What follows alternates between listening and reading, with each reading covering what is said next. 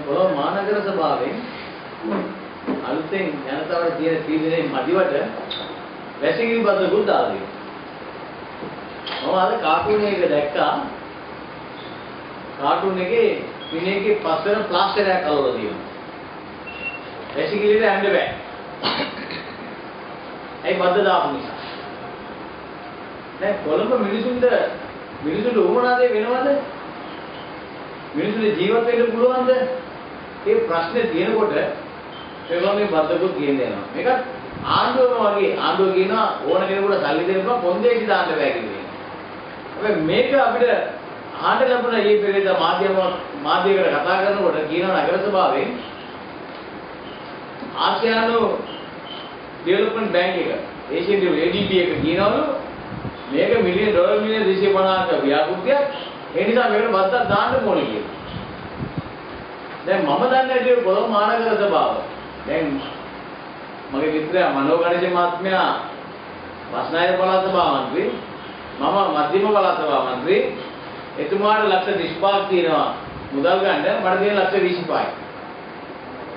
උතුරට ගියාම විග්නේශ්වර මහත්තයා දෙන මං දැන් ලක්ෂ 30යි.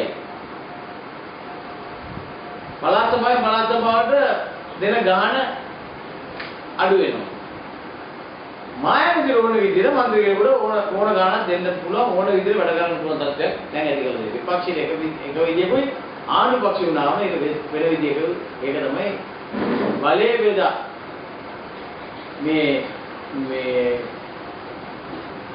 ධාතුන්ගේ සංශෝධනයේ තියෙන හැටිද දන්නේ නැහැ මට.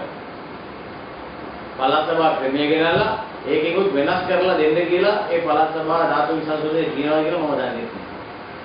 ඊටත් වඩා පාර්ලිමේන්තු මන්ත්‍රීවරුන්ට හම් වෙන ලක්ෂ 50 අද කොළඹ නගර සභාවට හම් වෙනවා. ඉතින් පළාත් සභාව ඉන්නවට වැඩිය කොළඹ නගර සභාවට යන්නේ හොඳයි කියලා හිතනවා අපේ උගා මන්ත්‍රීවරු දැන්.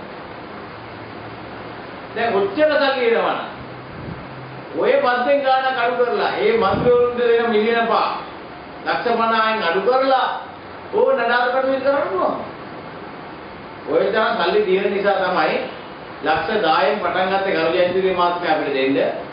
ඕක දැන් මුදල් මාත්‍යා ලක්ෂ 50 කරලා දිනවා. ඒ ලක්ෂ 50 අඩු කරලා මේ නඩාර කටයුතු කෙරුවා නම් හොඳයි කියලා අපි හිතනවා. ඒ වගේම අපි දැක්ක දැන් ආණ්ඩුවේ ජෙනීවා ප්‍රශ්නෙට මානව හිමිකම් කොමිෂමේ ඒගොල්ලෝගේ ක්‍රියාදාමය දැන් පටන් ගන්නවා. ආණ්ඩුව කිව්වා මේකට කිසිම සහයෝගයක් දෙන්නේ නැහැ කිසිම දෙයකට ආණ්ඩුව සහභාගී වෙන්නේ නැහැ කියලා තමයි ආණ්ඩුව ප්‍රකාශ කෙරුවේ. හැබැයි දැන් ආණ්ඩුව මොකද දැන් කරන්න යන්නේ? ලංකාව සහ විදේශියන් අරගෙන මිත්‍රශීලී NGO එකක් හදන්න යනවා. මිත්‍රශීලී NGO එකක් හදලා මේ සැසිවාරයට යවලා මේගොල්ලන්ගේ ඒ කමිෂන් එකේ වාඩි කරලා ඒකේ මොකද්ද වෙන්නේ කියන එක හොයන්න යනවා. මේක බරපතල ප්‍රශ්න කියලා අපි ආණ්ඩුවට කියනකොට ආණ්ඩුව ඇහුවේ. අපි විතරක් නෙවෙයි මේකේ මඩ විතරක් නෙවෙයි ආණ්ඩුවේ ඉන්න ඇමතිවරු කිව්වා. මේ යෝජනාව එනකොටම කිව්වා මේක තුන්වෙනි යෝජනාව අපි පරිස්සම් විය යුතුයි. අපි මේකට කොමිටියක් දාන්න ඕනේ. කොමිටියක් දාලා නිකන් හරි සම්පාදකයක් ආවොත් අපි මූණ දෙන්නේ කොහොමද කියන එකට සූදානම් වෙමු කියලා කිව්වම අර ඇමතිවරු 6 දෙනාට පිස්සු කියලා ජනාධිපතිතුමා ලියුම දැම්මා බින් එකට. දැන් රට අපි විශ්වාස කරගෙන ඉන්නේ චීනේ ඩෙලිගේෂන් එකක් ආව ලංකාවට. ඒක මොනවා කිව්වේ? ඡන්දයක් ආවොත් ඡන්දය අපි ශ්‍රී ලංකාවට දීලා දිනවා. හැබැයි මේ ජාත්‍යන්තර ප්‍රශ්නවලදී සමුන්නාන්සේලා බුද්ධිමත්ව කටයුතු කරන්න කියලා කිව්වා. චීනේ කිව්වා. මේකට ඉස්සරහට අපි දැක්ක එකපාර චීනේ කියනවා කරුණා කරලා ජාත්‍යන්තර එන ප්‍රශ්න වලට මුහුණ දෙන්න කියලා කිව්වා. මේ අද මේ ඩෙලිගේෂන් එක ඇවිල්ලා කියලා යනවා රටට ආණ්ඩුවට මේ ජාත්‍යන්තර එන ප්‍රශ්න වලට නිකන් හරි සම්බාධයක් ආවොත් ශ්‍රී ලංකාවට අපිට උදව් කරන්න බෑ කියලා චීන කියලා ඉවරයි. දැන් අපි කියමු දේවල් ඔක්කොම එකින් එක හරියනවා. ආණ්ඩුව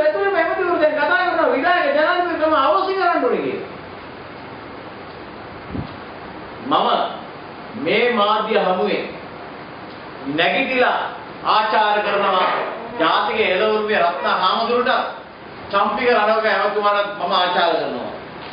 ඇයි ඒ මම කරන්නේ? කොන්දක් කෙලින් කියලා කැසිනෝ පනතර හෝටල් 3ක් ගහනවා කියලා ඒ හෝටල් 3ෙම ජනාධිපතිතුමා නිකම් ප්‍රකාශයක් කරනවා මම කියනවනේ මේකේ කැසිනෝ දාන්නේ නැහැ කියලා. මේකේ මොනම කාලයකවත් මේ හෝටල් සංකීර්ණයේ කැසිනෝ තියෙන්න බෑ කියලා දාලා තිබුණා නම් ඔබට විශ්වාස කරන්න බෑ.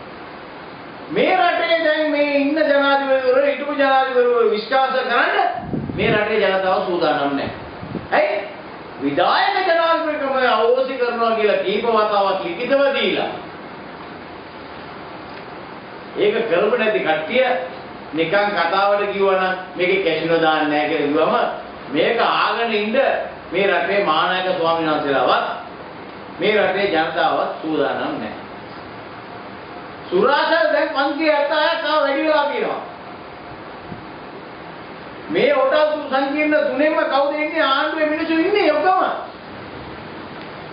ආණ්ඩුවේ ලේකම්වරුන්ගේ ෂෙයාර් තියෙනවා මේ හොටල් වල. ඒ ඔක්කොම මිනිස්සු දන්නවා. ඉතින් මේ වගේ වැඩක් කරනකොට ඒ චම්පි කරනවකටයි රත්න හාමුදුරයි පොන්දක් තිබුණා. ඒ ආණ්ඩුව තුලම ඉඳගෙන කියන්නේ මම මගේ පක්ෂය මේකට විරුද්ධයි කියන එක. එයා පාවිච්චි කරපු වචනය විපක්ෂයි. කතානායක චන්දිම නියෝජ්‍ය කතානායකතුමාට ඇහෙන්නව මදි. ආපහු ආනවා. මොකද කිව්වේ? විපක්ෂයි. ආයිත් ඇහෙනව මදි. තුන්වෙනි පාරට චම්පි කරනවා කිව්වා විපක්ෂයි. හැබැයි අපේ ඇමතිවරු අතර දෙනෙක් ඔක්කොම ඇමති නොමැති. එක්කෙනෙක් නුවරේ නඩුවක් තිබිලා නඩුව ෂේප් කරගන්න ආණ්ඩුවට ආපෙත් කියලා. එයා ඡන්දෙ දුන්නා. අස්වර ඇමතුමා ගැන කතා කරලා මුස්ලිම් ආගමේ අපි පොඩක් අයින් කරලා තියෙනවා. ආගම තේරෙන්නේ නැහැ, ධර්මයේ තේරෙන්නේ නැහැ. ආගම තේරෙනවා නම් එයා කියනවනේ මහින්දගේ නමෙන් ඕන දෙයක් කිල්ලෝ තම්බුවේ කියලා. ඒ නිසා එයාව අපි මුස්ලිම් ඇදිලා ගණන් ගන්නේ නැහැ. එතකොට කවුද ඇමතුමා? අමාත්‍යංශයක් නෑ කවුද? වෛද්‍ය මුස්තෆා ඇමතුමා සබ්ජෙක්ට් එක කරන ඇමතිවරයා. එයා කියනවා මේකේ කැසිනෝ එකක් ඉන්නේ නැති නිසා මම ඡන්දෙ දුන්නා. හැබැයි ඒ අතර දෙනා කොහොම හරි ඡන්දෙ දුන්නානේ. මේ රටේ මුස්ලිම් කියලා කියන උදවිය. මුස්ලිම් කොංග්‍රසයේ නායකයා මේ රටේ ආණ්ඩුවට එක්කවන්නේ මුස්ලිම් ජනතාවට සේවයක් දෙන්න ඕනේ කියලා නේ විපක්ෂයට ගියේ. UNP එකෙන් ඡන්ද කරලා UNP එකෙන් දිනලා ජාතිය භාවාදී ආණ්ඩුවට එක්කවුණා මුස්ලිම් ජනතාවට සේවය කෙරුවා කියලා. දැන් අපි ආනවා මේ ආණ්ඩුවට එක්කවෙච්ච වෙලාවෙ ඉඳලා අද වෙනකන් හකීම් ඇමතුමායි මුස්ලිම් කොංග්‍රස් එකයි මේ මුස්ලිම් ජාතිය කරපු වැඩ පිළිලක් කියන්නේ. ලයිස්ට්ුවක් පුළුවන් නම් එලි කරන්න ඕන කරපු දේවල් අපිට හරි ආසයි මේ බලාගන්න. ඒගොල්ලෝ ඡන්ද නොදී ඉන්නවා.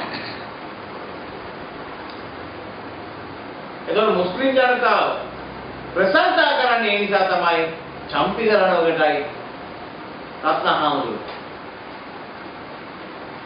මුට කොන්දක් තිබුණේ නැහැ මේ පාර්ලිමේන්තුවේ වාඩි වෙලා කියන්නේ මම මුස්ලිම් මං කුර්ආන් එක අදහනවා මගේ කුර්ආන් එකේ කියලා තියෙනවා කැසිනෝ සහ සූදුවට තමුන්නාන්ට බෑ වෙන්න එපා. ඒක තමුන්නාන්ලා හරාම්. මේ හරාම් කියලා කුර්ආන් එකේ කියනකොට මොන් ගෙඩිය කියලා ඉන්නවා. දැන් GLP දෙවතුමාගේ තර්කයේ දැම්මොත් මොකද වෙන්නේ? අර UN එකේ එතුමා කියපු කතාවම දැම්මොත් මොකද වෙන්නේ? ආණ්ඩුව සුම්.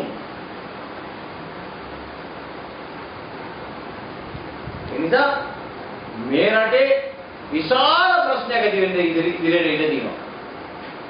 මේ කැසිනෝ ගණිකාවට මේ බාර් ලයිසන්ස් දීගෙන යනවා. මේ අස්ව රේස් දුවනවා. ස්පෝටිං ස්ටාර්, බැටිං ස්ටාර් ඔක්කොම එනවා දැන් සුපර් ස්ටාර් වෙලා. දැන් මේ ඔක්කොම දාලා තමයි තුන්වෙනි වරටත් ජනාධිපතිතුමා සූදානම්ක් තියෙන්නේ. දැන් ඕකට දින 10ක් ඉවරයි. 30 වෙනිදා නොවැම්බර් මාසේ විසුරුනවායි. ජනවාරි වල මැතිවරණය තියෙනවායි. ඒලා දැන් විවිධ පුවත්පත් වල අපි බලලා තියෙනවා මේ ප්‍රවෘත්ති. දැන් මෙතනදී වැදගත්ම දෙයක් මොකද? ආණ්ඩුව තුන්වෙනි වරට මේ මැතිවරණයට සූදානම් කරලා කැම්පේන් එකක් පටන් ගත්තා. දැන් ආණ්ඩුව බලන්නේ ආණ්ඩුවට තේරෙන්නේ කවුද මේ පොදු අපේක්ෂකයා? මේක රනිල් වික්‍රමසිංහද, කරු ජයසූරියද, ශ්‍යානි බණ්ඩාරනායකද, මාදුරේ සෝවිතද, සරත් පොන්සේකාද කියන එක ආණ්ඩුවට ලොකු කචල් එකක් කියනවා දැන්. හොයාගන්න කවුද කියලා. ඒ නිසා ආණ්ඩුව තීන්දුව කළා මේ ඔක්කොම ගහමු කියලා. මේකට බලවත් පුද්ගලයෙක් ඇවිල්ලා මේනවා මාදුරේ සෝවිත ස්වාමීන් වහන්සේව. ඒ නිසා ආණ්ඩුව මොකද කරන්නේ? ආණ්ඩුව ප්ලෑන් කරලා ගහනවා සිවුරට. සේනාවක් අදලා ආණ්ඩුවෙන් ඉදිරිපත් කරලා මුළු රටේම ජනතාව සිවුරේපා කරවන්න වැඩ පිළිවෙලක් තමයි අවුරුදු එකමාර තිස්සේ මේ ආණ්ඩුව කරගෙන තියෙන්නේ. ටීවී වල හැමදාම බලනවා ස්වාමීන් වහන්සේලා ගිහලා කඩනවා, ගේට්ටු කඩනවා, අමාත්‍යංශයට යනවා, පල්ලි කඩනවා, පල්ලි බලන්න යනවා, කෝවිල් කඩනවා, චර්ච් කඩනවා. මේ ඔක්කොම පෙන්නලා බෞද්ධ ජනතාවට සිවුරේපා කරලා මාදුරාය සෝවිතවත් එපා කරන්න තමයි වැඩ පිළිවෙල. මේක ජනතාව පොඩක් හිතන්න ඕනේ. ඇයි දන්නවද? මේ ආණ්ඩුව ළඟින්ම දැන් වැඩ කරන්නේ CIA එකත් එක්ක නෙවෙයි. ආණ්ඩුව දැන් ළඟින්ම වැඩ කරන්නේ ඉස්රායෙල් එක්ක. සයනිස්ට් ඕගනයිසේෂන් එකත් එක්ක තමයි ආණ්ඩුව වැඩ කරන්නේ. ඒගොල්ලෝ ලස්සනට කියලා දෙයි කොහොමද බෙදන්නේ. ජනාධිපතිතුමාට අලුතෙන් කියන්න ඕනේ නැහැ. ඒ කාලේ පොඩි කාලේදී අපි අඳුරනවා ජනාධිපතිතුමාව එදා ඉඳලම එතුමා සයනිස්ට් කෙනෙක් වගේම තමයි. යාළුවෝ දෙන්නෙක් ඉලියක් කර දෙන්නම කුත්තු කරලා ඒ දෙන්න ගා ගන්න එක බලලා චූ වෙන කෙනෙක් තමයි ජනාධිපති. මේක හැමදාම කරන දේ.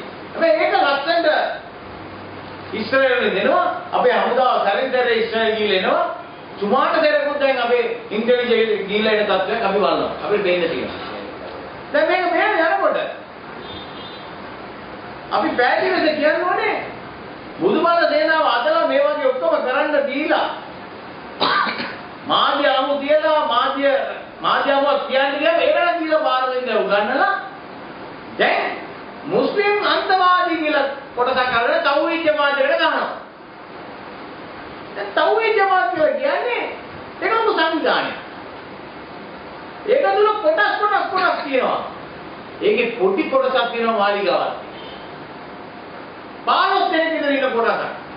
ඒකේ ඒගොල්ලන් වීඩියෝ ක්ලිපින් දාන්නේ කොහොමද දන්නවද? හරියට සෙනගකට කතා කරනවා වගේ මයික් එක දාගෙන ලෙක්චර් එකක් දෙන විදිහට වීඩියෝ කරලා තමයි ඒගොල්ලන් Facebook එකේ දාලා ඒගොල්ලන් එලි දක්වන්නේ. සෙනග නැහැ. දැන් මේ උදවිය හොඳ මිනිස්සු වගේ පෙන්නන්නේ මොකද ඒරුවේ ගෑනු දාලා ගිහලා UN එකට ඉන්දියාවේ ඩෙමොන්ස්ට්‍රේෂන් එකක් කරුවා. කොළඹ පිටකොටුවේ ඩෙමොන්ස්ට්‍රේෂන් එකක් මේගොල්ලෝ කරුවා. දැන් ආණ්ඩුව බලන්නේ මේ තමයි හොඳ මිනිස්සු. දැන් මෙයාගේ නායකයා චෙන්නයි වල ඉන්නේ PJ කියලා. යාව ලංකාවට ඇවිල්ලා යාගේ දේශේ පවත්වන්න නැතුව ආපහු යවුවා මේ ආණ්ඩුවේ. දේශේ කරන්න බෑ කියලා. දැන් මේ කට්ටියත් එක්ක එක්ක වුණ ආණ්ඩුව ඉතනවා මේ මුස්ලිම් ජනතාවට ගහන්නේ මේ 15 දෙනා අරගෙන ගාමු කියලා. දැන් ඒකවත් එක ගනුදෙනු කරන ආණ්ඩුව. මේක අපි අද එලි කරනවා. දවස් 7කට ඉස්සර ජමීත් උලමාන මේ ප්‍රශ්නේ පැහැදිලි කරලා කියලා ඒගොල්ලෝ ගෙනල්ලා අනිත් සංවිධානය ගෙනල්ලා අපි සාකච්ඡා කරලා තියෙනවා. දැන් මේ සංවිධානය තමයි බුදුහාමුදුරුවන්ට කැට විදිහට කතා කරලා තියෙන්නේ. බෞද්ධ දර්ශනයේ බෞද්ධ ආගමට කැට විදිහට කතා කරලා තියෙන්නේ. ඒකට විරුද්ධව මම හැමදාම කතා කරලා තියෙනවා. අද උදේ කෙනෙක් මට කතා කළා මගේ ජීවිතේ අනතුරේ කියලා කිව්වා. මම ඒකට මම බය නැහැ කිව්වා. ආණ්ඩුවකට බය වෙච්ච නැති අසත් මේ පොඩි කණ්ඩායම් වලට බය වෙන්නේ නැහැ. ඒ නිසා අපිට තියෙන්නේ අපි කියලා දෙන්නේ ඊයේ මුස්ලිම් දෙපාර්තමේන්තුවේ සාකච්ඡාවක් දාලා ඒගොල්ලෝ එන්න කිව්වා. ඒක වාම ඒගොල්ලෝ බෞද්ධ ජනතාවගේ සමාව ඉල්ලන්නේ. ඒකම විතරක් නෙවෙයි. ඒගොල්ලන්ට කොයිද බෞද්ධ ආගම ගැන කතා කරන්න අයිතියක් නැද්ද? ඒ වගේම මුස්ලිම් ආගම ගැන කතා කරන්න ඥානකාර ස්වාමීන් වහන්සේලා කිසිම තැනක ඉඩක් නැහැ කියන එක අපි මේ අවස්ථාවේ ප්‍රකාශ කරනවා. බෞද්ධ ධර්මය කියන්නේ නැහැ. මුස්ලිම් ආගමේ අපි කුර්ආන් පොතේම තියෙනවා මිනිහෙක්ගේ හිතක් විදවන්න එපා. අනිත් ආගම විවේචනය කරන්න එපා කියලා කුර්ආන් පොතේ තියෙනවා. එහෙනම් ඒකට විරුද්ධ යන මුස්ලිම් කණ්ඩායමක් ඉන්නවනම් අල්ලාහ් දෙවියන් වහන්සේට විරුද්ධ යන කණ්ඩායමක් ඇටියට අපි හඳුනන්නේ. එනිසා මේ 15 දෙනෙක් ඉන්න කණ්ඩායමකට අපි කියනවා වහම බෞද්ධ ජනතාව ඉදිරිපිට ගිහිලා අර ට්‍රිපල් ජේ එකට විරුද්ධව කතා කරපු කතාව බුදුහාමුදුරන්ට විරුද්ධව කතා කරපු එක මේක තමයි ඥානසාර ස්වාමීන් වහන්සේ අර මානායක ස්වාමීන් වහන්සේ කියලා පෙන්නුවේ. ඊයේ සමාජයකදී ඕකම තමයි ටීවී එක දාලා දිගින් දිගටම ගැව්වේ. මේ 15 දෙනා නෙවෙයි මුස්ලිම් ජාතිය. මතක තියාගන්න. ඥානසාර ස්වාමීන් වහන්සේ කරන වැරද්ද බෞද්ධ ජනතාව කරන වැරද්දක් නෙවෙයි. ඒ වගේ මුස්ලිම් අන්තවාදීගේ 15 දෙනෙක් කරන වැඩ මුස්ලිම් ජනතාව කරන වැරද්දක් නෙවෙයි. ඒ නිසා ඒගොල්ලන්ට සමාව ඉල්ලන කාලේ අද නැත්තම් ඒක කරන්න ඕනේ. එහෙම නැත්තම් ඒගොල්ලන්ට විරුද්ධව අපි ක්‍රියාත්මක වෙනවා. ආණ්ඩුව ඒගොල්ලන්ට ඒක ඉදිරියට අපේ ප්‍රශ්නයක් නැහැ. අපි ක්‍රියාත්මක වෙනවා. ඒක අපි මේ අවස්ථාවේ ප්‍රකාශ කරන්න ඕනේ. ඒ වගේම